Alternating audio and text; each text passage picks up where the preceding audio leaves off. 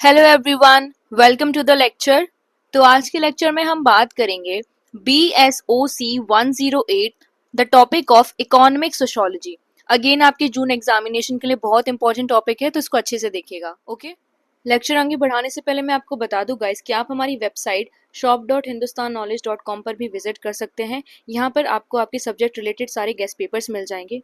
ठीक है, तो यहाँ पर आप अपना सब्जेक्ट कोड डालेंगे, आप इसको सर्च करेंगे तो आपको अपने रिलेटेड जो भी आपके गेस्ट पेपर से मिल जाएंगे। ठीक है, इन केस अगर आपको फिर भी प्रॉब्लम फेस करनी पड़ रही है तो आप हमारे व्हाट्सएप कॉन्टैक्ट पर भी कॉन्टैक्ट कर सकते हैं, विच इज 9580023321। ओके गाइस, तो हमारा पहला क्वेश्चन है, explain the socialist model of development. देखिए मॉडल क्या कहता है। ये एक इकोनॉमिक एंड सोशल सिस्टम है जहाँ पर जो कंट्री की रिसोर्सेज है वो सारी की सारी गवर्नमेंट के कंट्रोल में होती हैं। ठीक है, गवर्नमेंट ही उन रिसोर्स को कंट्रोल करती है, वही मैनेज करती है। तो एम क्या होता है इस चीज के पीछे? एम ये रहता है कि जो भी कंट्री में इकोनॉमिक इनइक्वालिटीज होती हैं, ठीक है, उनको कम किया जा सके और जो भी वेल्थ है कंट्री की उसको फेयरली डिस्ट्रीब्यूट किया जा सके सिटीजन्स में। ठीक है, और यहाँ पर जो प्राइवेट पार्टिसिपेशन होता है बहुत लिमिटेड होता है, या तो होगा ही नहीं, अगर होगा तो बहुत लिमिटेड पार्टिसिपेशन होगा। जो मेजर कंट्रोल होगा वो गवर्नमेंट के पास में ही होगा। ठीक है, थोड़ा और समझते हैं इसको। कंट्री की जितनी इंपॉर्टेंट इंडस्ट्रीज है जैसे कि transportation, banking, mining, electricity, communication etcetera, ये सारी सरकार जो है वो कंट्रोल करती है। ठीक है, यहाँ पे प्राइवेट जो ओनरशिप है बहुत लिमिटेड रहती है। ठीक है, सरकार ही डिसाइड करती है कि कितने अमाउंट में कौन सी गुड्स एंड सर्विसेज प्रोड्यूस होंगे और किस तरीके से जो कंट्री की रिसोर्सेज है उनको इस्तेमाल किया जाएगा। ठीक है, अब जरा फीचर्स देखते हैं सोशलिस्ट मॉडल के। पहला है पब्लिक ओनरशिप।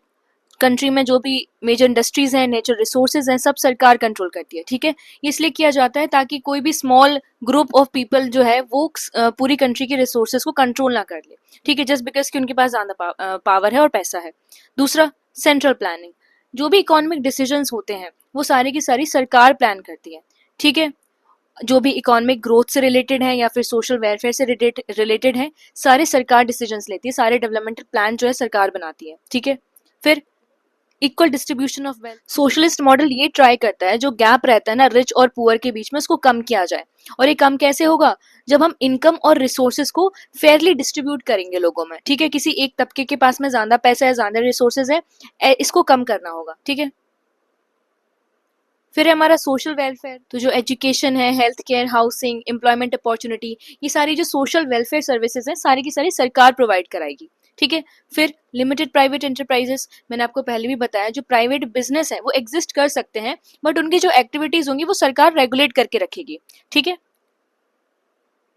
अब जरा एडवांटेजेस पे बात कर लेते हैं, क्या है इनके एडवांटेजेस। तो पहला है हमारा इकोनॉमिक इनइक्वालिटीज को कम करना। ठीक है, इस मॉडल के माध्यम से हम क्या करते हैं, जो भी इकोनॉमिक इनइक्वालिटी प्रेजेंट होती है वो कम होती है। दूसरा, इक्वल अपॉर्चुनिटी मिलती है लोगों को। ठीक है, तीसरा, जो एजुकेशन है, हेल्थ केयर है और जो भी अदर बेसिक सोशल वेलफेयर वाली जो सर्विसेज होती हैं उसकी एक्सेस सबको मिलती है।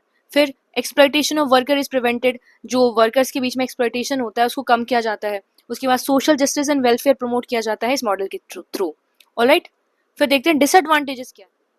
एक्सेस गवर्नमेंट कंट्रोल में रिड्यूस इंडिविजुअल फ्रीडम, क्योंकि सरकार का सभी चीजों पे कंट्रोल है, यहाँ पे सारी रिसोर्सेज पे कंट्रोल है, तो जो इंडिविजुअल फ्रीडम है यहाँ पे कम हो रही है। ठीक है, लैक ऑफ कंपटीशन। अब लैक ऑफ कंपटीशन क्यों है? देखिए, आप बिजनेस में एंट्री क्यों लेते हैं? क्योंकि आपको प्रॉफिट चाहिए। ठीक है, अगर आपको प्रॉफिट का ही वो नहीं रहेगा तो आप क्यों बिजनेस खोलेंगे? सेम चीज यही होती है कि सारी रिसोर्सेज क्योंकि सरकार के हाथों में होती है। ठीक है, और जो बिजनेस होते हैं उनको बहुत ज्यादा रेगुलेट किया जाता है सरकार के द्वारा, तो यहाँ पर बिजनेसेस के पास कोई इंसेंटिव नहीं रहता है इस चीज ओपन करने का, और इसी वजह से इनोवेशंस नहीं होते हैं। इनोवेशंस में भी सब चीजें प्रॉफिट ओरिएंटेड ही होती है, सारी चीजें प्रॉफिट मिलेगा तो ही करेंगे। ठीक है, पहले तो प्राइवेट को यहाँ पे अलाउ नहीं होता, अलाउ होता है तो बहुत ज्यादा उन पर रेगुलेशंस लगाई जाती हैं, तो इस वजह से कोई भी इस चीज में इन्वेस्ट नहीं करना चाहता। फिर ब्यूरोक्रेटिक डिलेज। सरकारी काम काजों में जो पेपर वर्क्स होते हैं, ठीक है, जो हिंड्रेंसेज आती हैं, ठीक है, जो डिलेज होते हैं, इसकी वजह से क्या होता है, इकोनॉमिक एक्टिविटीज में बहुत ज्यादा स्लो डाउन हो जाता है। फिर गवर्नमेंट ओन इंडस्ट्रीज में बिकम लेस प्रोडक्टिव। जो सरकारी इंडस्ट्रीज होती हैं इसी वजह से उनकी जो प्रोडक्टिविटी होती है, एफिशिएंसी होती है, बहुत कम हो जाती है। कंज्यूमर में है फ्यूअर चॉइसेस। कंज्यूमर्स के पास भी चॉइसेस बहुत कम बचती हैं, क्योंकि अगर प्राइवेट जो ओनरशिप होती है, जब या बोल सकते हैं प्राइवेट इन्वेस्टमेंट जब मार्केट में आती है, तो कंपटीशन की वजह से बहुत ज़्यादा चॉइसेस हमारे पास में होती हैं, ठीक है, ज़्यादा प्लेयर्स निकल के आते हैं, क्योंकि सबको प्रॉफिट कमाना होता है, ठीक है। लेकिन जब सरकार अपने हाथों में सारी चीज़ें ले लेगी, सारी रिसोर्सेज अपने हाथों में ले लेगी, तो यहाँ पर क्या होगा, कंपटीशन कम हो जाएगा। कंपटीशन कम हो जाएगा तो क्या होगा, जो कंज्यूमर्स हैं उनके पास में चॉइसेस भी कम ही बचेंगी, ठीक है। अब यहाँ पे एग्जाम्पल बताएंगे, डिसइंटीग्रेशन के पहले की सोवियत यूनियन की बात करें तो वो एक अच्छा एग्जाम्पल था सोशलिस्ट मॉडल का, और आज के टाइम की अगर बात करें तो चाइना, क्यूबा, वियतनाम, ये सारी कंट्री भी जो है सोशलिस्ट प्रिंसिपल को फॉलो करती हैं, ठीक है। लेकिन अभी क्या है, 100% सोशलिस्ट मॉडल नहीं फॉलो करता कोई, क्योंकि यहाँ पे मार्केट बेस्ड रिफॉर्म्स सब कंट्रीज में ऑलमोस्ट आ गए हैं, ठीक है। तो हमने पढ़ा कि सोशलिस्ट मॉडल ऑफ डेवलपमेंट जो है वो equality, social welfare, government control, इन सब चीज़ों पे क्या करता है, फोकस करता है, ठीक है। एडवांटेजेस भी देखे हमने, डिसएडवांटेजेस भी देखे, तो अल्टीमेटली हम ये कह सकते हैं कि बहुत सारी कंट्री जो हैं आज के टाइम पे ये कंबाइंड मॉडल को फॉलो करती हैं, किसका, सोशलिस्ट का और मार्केट ओरिएंटेड पॉलिसीज का, ठीक है। इससे क्या होता है, एक बैलेंस डेवलपमेंट हम लोग को देखने को मिलती है, ठीक है। Next question, explain the functions of money in society. तो देखिए, सबसे पहले मनी जो है वो एक इम्पॉर्टेंट इन्वेंशन है ह्यूमन सोसाइटी का, ठीक है। कोई भी चीज़ जो कि मीन्स ऑफ पेमेंट की तरह एक्सेप्ट कर ली जाए फॉर गुड्स और सर्विसेज के लिए, उसको ही मनी बोलते हैं, ऑलराइट। अब जैसे पहले के टाइम पे बार्टर सिस्टम हुआ करता था, where goods were exchange for other goods, ठीक है, सामानों का अदला बदली होती थी, एक्सचेंज हुआ करता था, ठीक है। लेकिन इस सिस्टम में बहुत डिफिकल्टीज हुआ करती, बार्टर सिस्टम की जो प्रॉब्लम थी वो मनी के आने के बाद सॉल्व हो गई, ठीक है। फंक्शन देखते हैं जरा कि क्या है मनी के फंक्शंस। पहले हमारा मीडियम ऑफ एक्सचेंज। अब देखिए, प्राइमरी फंक्शन जो है मनी का वो यही है कि मीडियम ऑफ एक्सचेंज की तरह एक्ट करता है, ठीक है। People use money to buy and sell goods and services, ठीक है। पहले क्या हुआ करता था, प्रोडक्ट्स को एक्सचेंज किया जाता था, पर अभी हम मनी का इस्तेमाल करते हैं गुड्स और सर्विसेज को बाय और सेल करने के लिए, ठीक है। एग्जाम्पल देखिए, a person can buy vegetable from a market bye paying money, ठीक है। अगर कोई सब्जी हमें खरीदनी है तो हम सीधा मार्केट में जाके पैसे देंगे, उनको सब्जी खरीद लेंगे, यहाँ पर हमें किसी और प्रोडक्ट की जरूरत नहीं है, जैसे कि बार्टर सिस्टम में हुआ करती थी, ठीक है। अब इसकी वजह से हमारा जो ट्रांजैक्शन है बहुत सिंपल हो जाता है, कन्वीनियंट हो जाता है और एफिशिएंट हो जाता है। फिर देखते हैं मेजर ऑफ वैल्यू।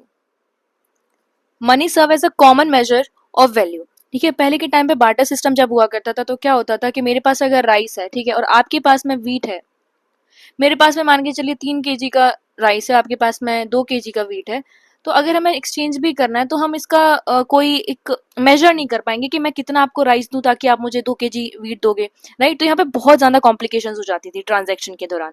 तो मनी में क्या होता है कि मेजर ऑफ वैल्यू काम करता है मनी, ठीक है। तो इस वजह से क्या होता है, जो ट्रांजेक्शन होते हैं, परचेजिंग जो डिसीजन होते हैं बहुत ज्यादा बेटर हो जाते हैं, ठीक है। It helps in expressing the value of different goods and services in the same unit, मतलब सेम यूनिट में।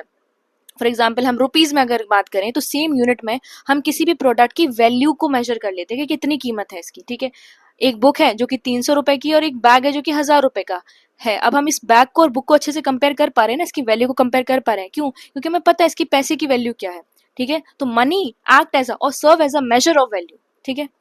फिर स्टोर ऑफ वैल्यू, मनी को हम लोग सेव कर सकते हैं, ये बहुत इंपॉर्टेंट है, ठीक है। क्योंकि जब हम बार्टर सिस्टम में रहते थे तो उस टाइम पे हम चीज़ों को सेव नहीं कर पाते थे। अगर ट्रांजैक्शन के दौरान मैंने आपको आलू दिए, ठीक है, आपने टमाटर दिए, तो टमाटर अब मैं स्टोर थोड़ी ना कर पाऊंगी, तो सड़ जाएंगे, पेरिशेबल होते हैं ये, ठीक है। तो जब हम इन प्रोडक्ट्स को एक्सचेंज करते हैं तो उस टाइम में बहुत सारे ऐसे प्रोडक्ट होते हैं जो कि सड़ जाते हैं, ठीक है, जो कि हम सेव नहीं कर सकते, हमें जल्दी उनको किसी और को देना होता है या फिर खुद कंज्यूम करना होता है। लेकिन मनी के केस में ऐसा नहीं है, मनी को सेव कर सकते हैं हम और फ्यूचर में भी इस्तेमाल कर सकते हैं, ऑलराइट। हम बैंक्स में जमा कर सकते हैं, कैश फॉर्म में रख सकते हैं, ठीक है, अपनी फ्यूचर नीड्स के लिए।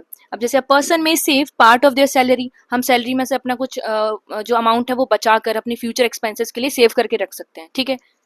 फिर देखते हैं standard of defer payment. Defer payments मतलब कि फ्यूचर पेमेंट्स, ठीक है। तो अब मान के चलिए अगर हमें लोन लेना है और बैंक से अगर हमने अभी 1 लाख रुपए का लोन लिया तो हम बैंक को ये बोलते हैं, ठीक है, अभी फिलहाल के लिए हमें 1 लाख रुपए का लोन चाहिए, उसके बाद में जब हम आपको पेमेंट करेंगे, जब हम आपको रिटर्न करेंगे तो हम लोग इसका कुछ परसेंट इंटरेस्ट भी आपको दे देंगे। तो ये हम इंटरेस्ट किस बेसिस पे कैलकुलेट कर रहे हैं, मनी के बेसिस पे ही तो कैलकुलेट कर रहे हैं, ठीक है। तो money act as a standard for future payments, okay. वही लोन का एग्जाम्पल यहाँ दिया गया है, ओके।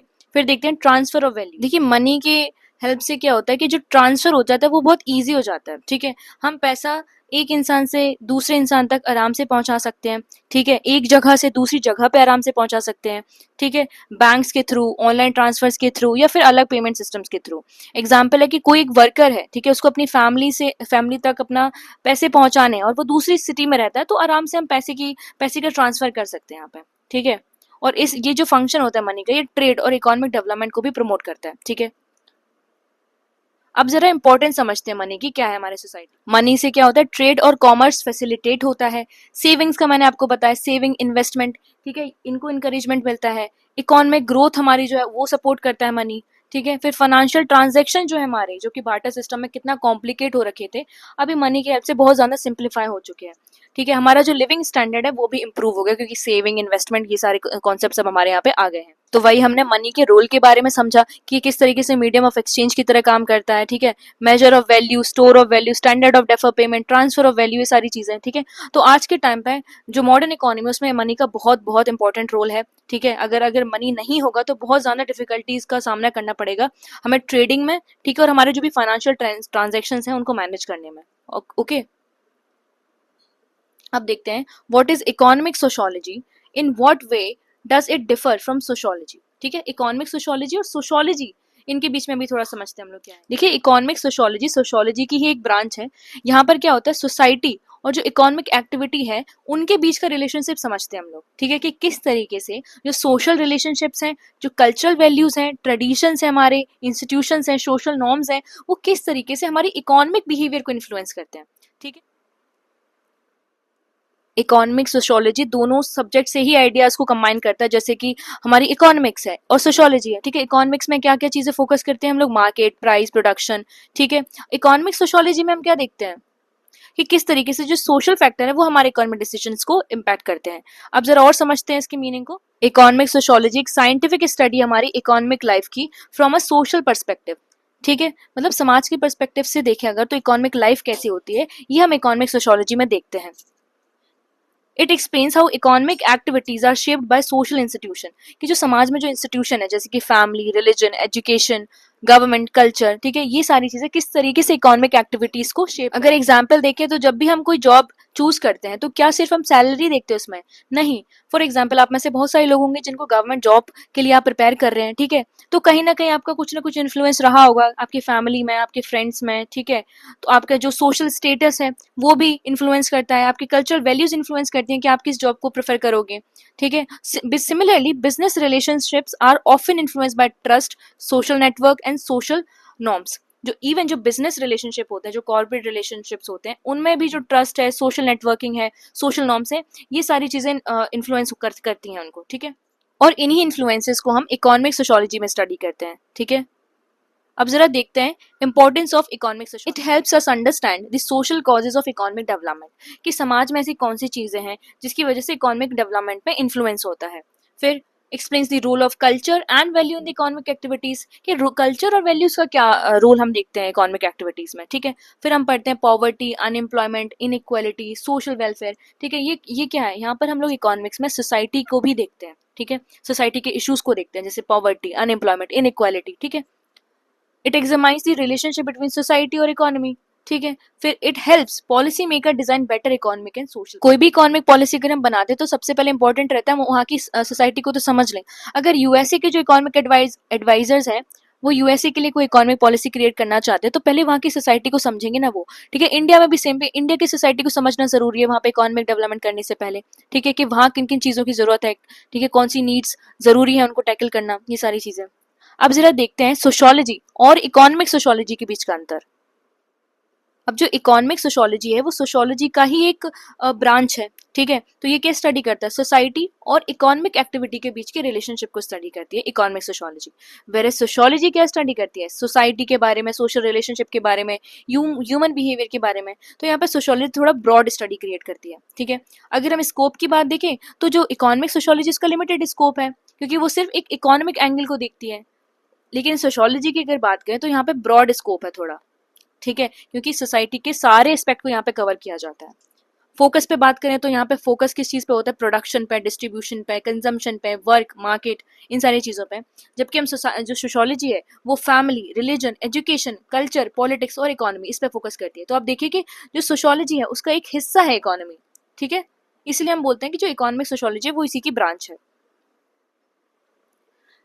ऑब्जेक्टिव देखें to understand how social factors affect economic behaviour, किस तरीके से सामाजिक जो फैक्टर्स हैं वो इकोनॉमिक बिहेवियर को इम्पैक्ट करते हैं। सोशोलॉजी क्या देखता है, social structure, institution, human interaction, ठीक है, तो थोड़ा ब्रॉड स्टडी है सोशोलॉजी की। नेचर की बात करें तो economic sociology is a specialised branch of sociology, sociology की ही ब्रांच है, लेकिन सोशोलॉजी क्या है, एक जनरल सोशल साइंस है, ठीक है। एग्जाम्पल देखें तो economic sociology study unemployment, labour market, poverty, business network etcetera, you know, things which are related to society and economy, ठीक है। बल्कि जो सोशोलॉजी है वो क्या स्टडी करती है, family system, social change, social group, crime, culture etcetera. तो हमने यही देखा कि जो इकोनॉमिक सोशोलॉजी है, ठीक है, वो सोशोलॉजी की ही एक ब्रांच है और दोनों आपस में बहुत कनेक्टेड है। जहां पर अगर हम बात करें इकोनॉमिक जो सोशोलॉजी है वो इकोनॉमिक एक्टिविटीज को देखती है कि किस तरीके से जो सामाजिक तत्व है उनका इकोनॉमिक एक्टिविटीज पे इन्फ्लुएंस पड़ता है, ठीक है। सोशोलॉजी एक ब्रॉडर कंटेक्स्ट में चीजों को समझती है, ऑल राइट, और दोनों को जब हम स्टडी करते हैं तो हमें बेटर अंडरस्टैंडिंग पता चलती है सोसाइटी की in terms of economic development. Okay, next question, how are economy and society inter related, discuss. देखिए इकोनॉमी और सोसाइटी क्लोजली कनेक्टेड है और ये आपस में एक दूसरे को इन्फ्लुएंस करते हैं, ठीक है। इकोनॉमी की बात करें तो इसमें क्या आता है, it refers to the system of production, distribution, consumption of goods and services, मतलब ये गुड्स एंड सर्विसेज को यहाँ पे प्रोड्यूस किया जाता है, डिस्ट्रीब्यूट किया जाता है, कंज्यूम किया जाता है, ये सारी चीजें हम इकोनॉमी में पढ़ते हैं, ठीक है। अगर हम सोसाइटी की बात करें तो सोसाइटी में क्या आता है, society consist of people, social groups, institution and cultural values, ठीक है। और यहाँ पर नीदर कैन फंक्शन इंडिपेंडेंटली, मतलब ये है इंडिपेंडेंटली कोई फंक्शन नहीं कर सकता, दोनों आपस में इंडिपेंडेंट है, ठीक है। अगर हम इकोनॉमिक एक्टिविटीज की बात करें तो ये इकोनॉमिक एक्टिविटी होती तो सोसाइटी के अंदर ही है ना, ठीक है, और जो सोशल कंडीशंस होती हैं वो इकोनॉमिक एक्टिविटीज को इन्फ्लुएंस करती हैं। हाउ इकोनॉमी इन्फ्लुएंस सोसाइटी, अब इकोनॉमी कैसे सोसाइटी को इन्फ्लुएंस करती है ये देखते हैं। देखिए इकोनॉमी बहुत इंपॉर्टेंट रोल प्ले करती है सोशल लाइफ को शेप करने में, ठीक है। एम्प्लॉयमेंट अपॉर्चुनिटीज, इनकम, रिसोर्सेज, इन सारी चीज़ों से क्या होता है, हमारी नीड्स फुलफिल होती हैं, ठीक है। अगर इकोनॉमी स्ट्रॉन्ग है, ठीक है, तो हमारा जो स्टैंडर्ड ऑफ लिविंग है वो इम्प्रूव होगा, हमें बेटर एजुकेशन मिलेगी, हेल्थ केयर अच्छा मिलेगा, हाउसिंग, ट्रांसपोर्टेशन, ये सारी चीज़ें अच्छी होंगी हमारी, ठीक है। तो इकोनॉमिक कंडीशन जो है हमारे सोशल रिलेशनशिप को भी इन्फ्लुएंस करती हैं। एग्जाम्पल के तौर पे अगर हमारी इनकम अच्छी है, अगर हमारी इनकम हाई है तो हम सोशल स्टेटस बेटर एंजॉय कर पाते हैं, हमें अपॉर्चुनिटीज मिलती हैं, ठीक है। इकोनॉमिक ग्रोथ की वजह से क्या होता है कि जो पॉवर्टी है वो कम होती है और सोशल वेलफेयर इंक्रीज होता है। लेकिन ऑन दी अदर हैंड अगर इकोनॉमिक प्रॉब्लम्स है जैसे कि अनएम्प्लॉयमेंट है, इन्फ्लेशन है, पॉवर्टी है, तो इसकी वजह से सोशल टेंशंस क्रिएट होती हैं, क्राइम बढ़ता है, इनइक्वालिटी होती है, ठीक है। इकोनॉमी हमारे सोशल इंस्टीट्यूशन को भी इफेक्ट करती है, जैसे कि फैमिली एजुकेशन, अगर इकोनॉमिक कंडीशंस इंप्रूव हो रही हैं तो फैमिली जो है वो अपने बच्चों के एजुकेशन में ज़्यादा इन्वेस्ट करेगी, इससे ओवरऑल डेवलपमेंट होगी, ठीक है। अब देखते हैं हाउ सोसाइटी इन्फ्लुएंस इकोनॉमी, अब सोसाइटी किस तरीके से इकोनॉमी को इन्फ्लुएंस करती है ये देखते हैं।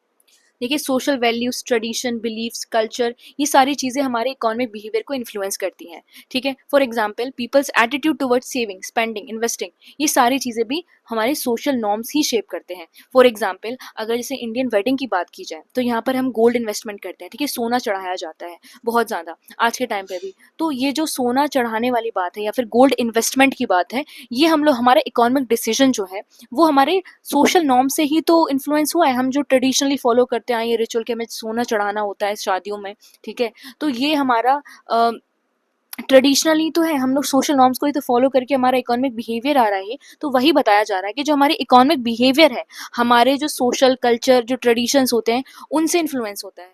देखिए एजुकेशन, स्किल डेवलपमेंट, ये सारी चीज़ें भी इंपॉर्टेंट है इकोनॉमिक ग्रोथ के लिए।